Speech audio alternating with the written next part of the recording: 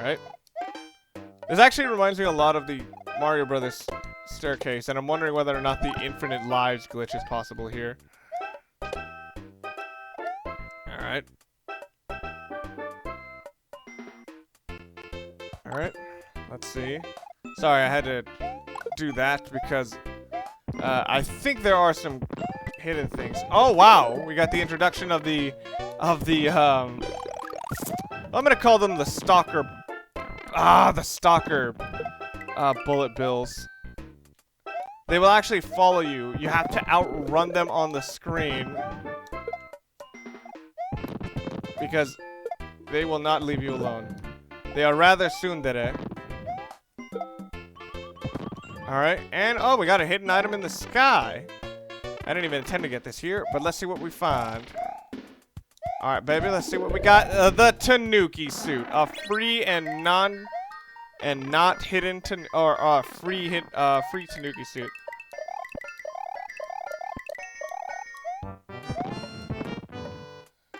And this is the power of the Tanuki suit. You can turn into a statue, which makes you invincible to projectile attacks. And you know what? I think that's pretty much all the secrets. Damn it! I wanted to keep that too. Shit. Ah, darn. Yeah, I think that's all the secret. That's the only really big secret in this area, as far as I'm aware. But yeah, that's a free Tanuki suit if you don't, you know, die. Anyway, now we got another card game. And already all of my knowledge is gone. So let's see. Corners, as I've said, tend to be stars for some reason. And I'm already gone. Anyway, now we got the card game of happiness. The other card game. But then again, this is more like a shuffle. Actually, no, why is it cards? Like, the symbol on top looks like spades going by, but it's more like, well, I guess that's sliding. Anyway, now we have a actually regular sized backdrop, but still big sized enemies. Ah, fuck. Alright. And now, darn it. It was a sign I was supposed to save state here.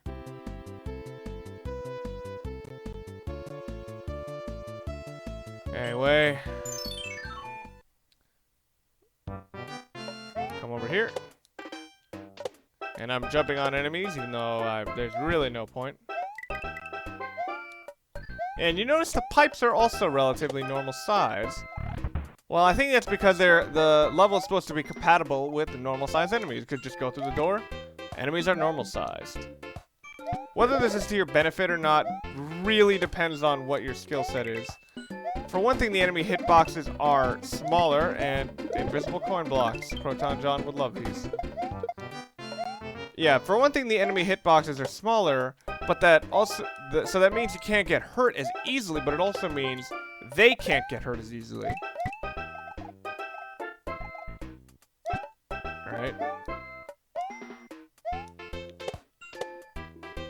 Anyway. Fuck! Darn it. I was trying to hit the coin block above me by kind of edging out, but I did not do that very well. Anyway. Ah, darn. Anyway, since I went through the level mostly normal sized, I will go through the level big sized. So yeah, it's easier to hit your enemies, but obviously since your opponents are bigger targets, or yeah, since they're bigger cannons, since they're bigger ammo now, they can hit me a lot bigger. Like the having them bigger is gonna be actually a problem for the piranha plants, since either way their hitboxes are not gonna be easier for me to hit. Fuck. Well, I played both levels almost all the way through in both sizes. But yeah, the hitbox on certain things is not going to be that benefited for certain ones. For the Koopas, it's actually quite beneficial since I have to stomp on them and carry them around everywhere. But for things like the Goombas, it also makes them a bit taller, which, you know, might, if I say, hey, Goomba, you know, try to stomp on them with a certain height, if I do the wrong one, could end up fucking me over. And yeah, that happened. They also seem to fall faster, but that could be my imagination messing with me again. Just like that one time he tricked me into thinking I was surrounded by 15 beautiful women. Turns out it was actually 17. Me and my playful imagination. Anyway, watch out for this. And here you go. I think I got pretty much everything in there. I don't know if there are any secrets. Anyway, this is actually one of the more interesting ways to actually block off the castle.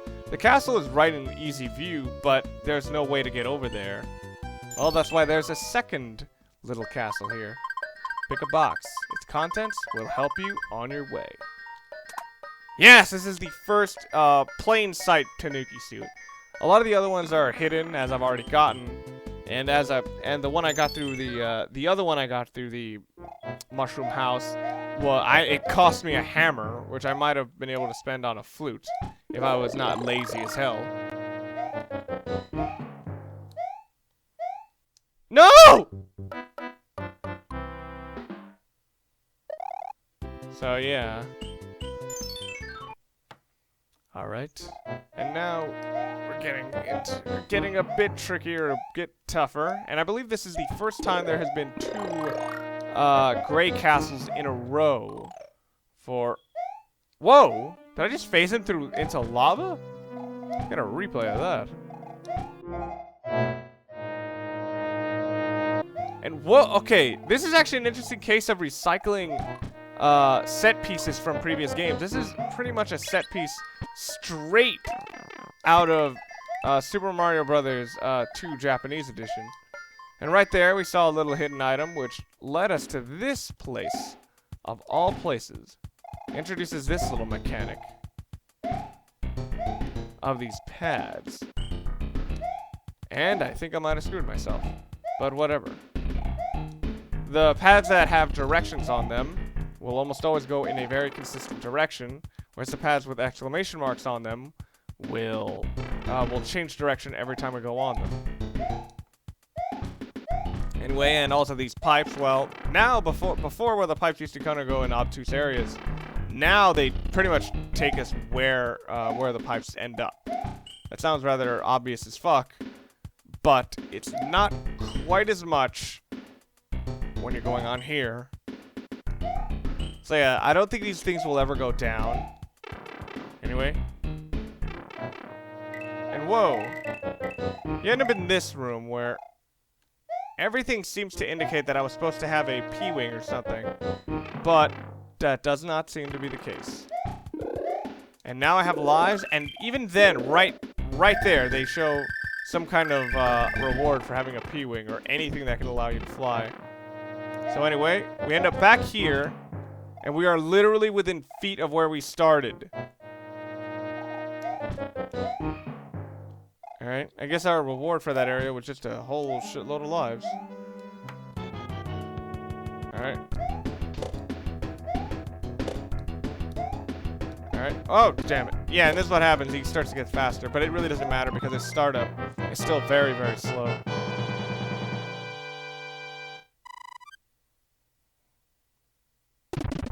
Anyway, beat the boss, create a drawbridge. That's how Mario rolls. Returning to the second fortress of this world with a P-wing this time, I am now able to collect all the items that I had missed. In this case, it is, first of all, a 1-up from this block here. And later on, when I start breaking through blocks on the left side of this little room here, you'll find a lot of coins. I didn't want to count them, but yes, they are a lot of coins, but sadly they did not give me a 1-up. Alright, after that little display of secrets, now we can end up here at the final castle. So, let's see what we can find. Oh! Yeah, here's another odd one. Like, I thought all the kings turned into Super Mario Bros. 2 characters, but I guess less of them do than I thought. Because this is Donkey Kong Jr. Yeah, I guess he, no, the king hasn't been transformed. Donkey Kong Jr. killed him as a way of sending a statement to Mario. Because Donkey Kong Jr. is kind of mad that Mario caged up his dad. Anyway, we're entering up this little ship here. And is this? Yup, fire. This is not where fire was introduced, but from now on, fire is used a lot more, and fire is vicious. Well, I don't know if it's like that hard, as hard as I remember, but it just looks terrifying. Like, I don't know whether I just think blowtorches are terrifying or really scary or something, but the idea of being burned with something like this has always just struck a nerve with me.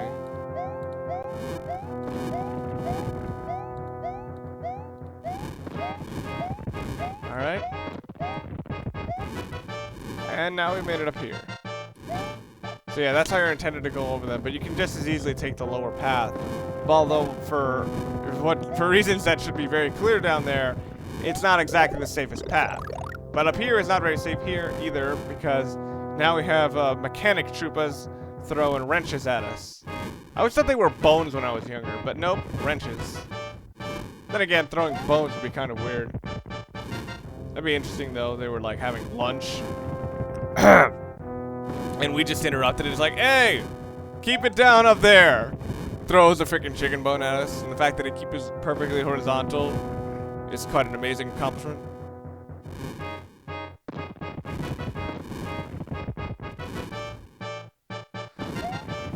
Anyway, oh wow, I forgot I couldn't fly. So yeah, you can actually make this. You can make it. I think you can make it all the way over there purely with flying or purely with just momentum, but it's very difficult. Especially with how the way the screen crawls. Darn. And this, fuck. Yeah, this area was always tricky, and I thought I could make it out very easily. But nope.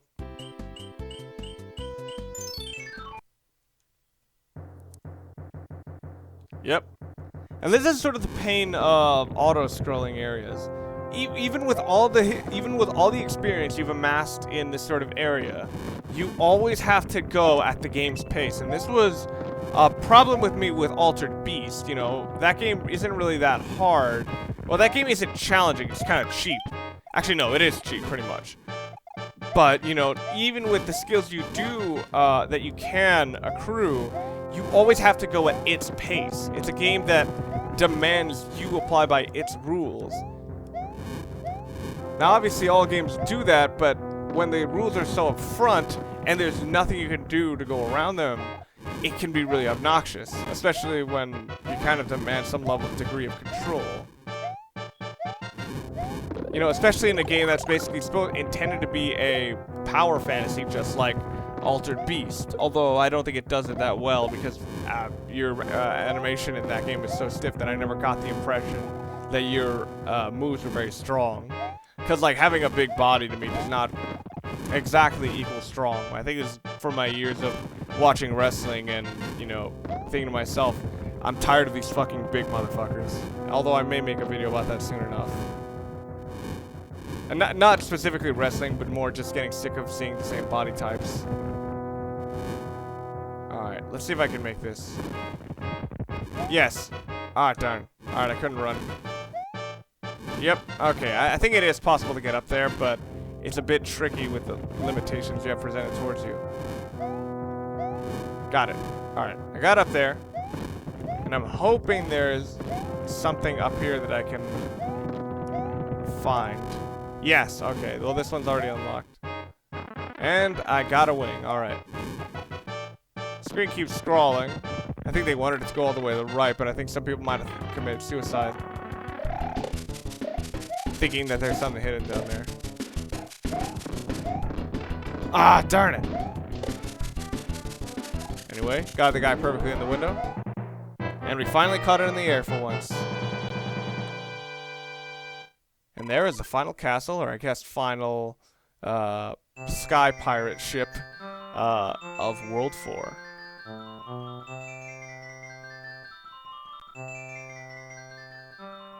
Oh god, this guy! This is the most strangely not human character of all of them. I don't know if he just has an elaborate outfit, but the fact that his face is the same color as his like shirt kind of makes it look like it's all the same thing. Greetings. The thief who stole the whistle has escaped to the east sides of the sand dunes. And this is what I referenced when I said that if you use the hammer on the furthest right side of World 2, you would find a fire brother and he would have a whistle, but I didn't want to get it because I didn't want to use I didn't want to have the whistle because I didn't want to accidentally use it. I have enclosed a jewel that will protect you, Princess Toadstool, and she gives us a P-wing. Ah, now we're on to World 5. It looks small, but looks can be deceiving. That's what she said. But anyway, see you guys. So next time on Let's Play Super Mario Bros. 3, we take on World 5 and find out whether or not this cloud has a silver lining. See you guys then. Returning to the airships for a second, I actually did find that even with the Tanuki suit, I'm not sure if I needed to, but I managed to find a little shortcut to avoid all those fire spitters that I had so much trouble with. And also here, I was trying to experiment around, trying to see if I could glitch the game somehow. And I just thought found these little things that happened with the Tanuki suit and the boss rather amusing. You might not have. And now I'm trying to glitch the wand by running into it with the statue, but apparently nothing happens. But apparently Statue Mario cannot pick up anything. Anyway, the reason I am showing this is because the Tanuki suit is another costume where you'll actually get a different response out of the king. He somehow completely misses the fact that you have a face, and instead of asking who you are or anything, he just says, "Thank you, kind raccoon. Please tell me your name." I guess he did ask for your name. But yeah. That's a modestly different message for a modestly different outfit. See you guys next time. Wait, shit, did I actually record?